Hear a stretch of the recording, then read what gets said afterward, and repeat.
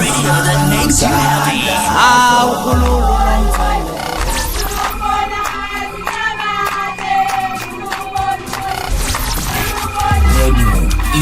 Intezo.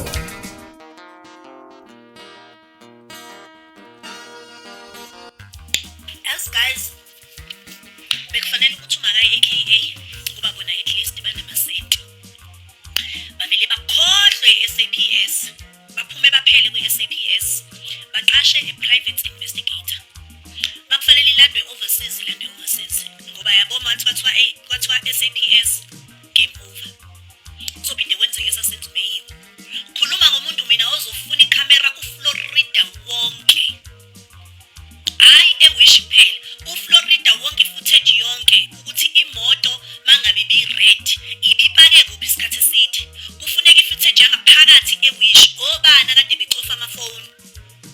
Mangabe igebengu beyicuthe ngaphandle bezazi ngani ukuthi uAKA uzogcina ephumile wayomemnyango.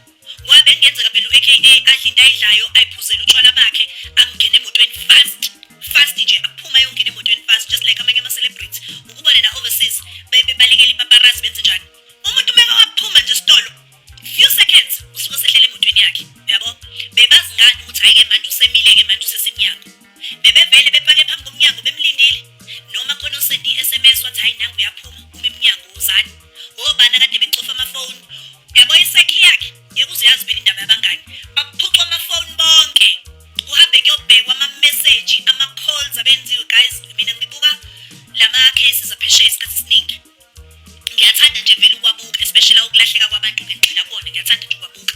So ngike ngibona indlela amaphoyisa khona asebenza ngakhona, indlela asebenza i-case ngothando ngakhona kuze kutholakala igcineni kutholakala iqiniso.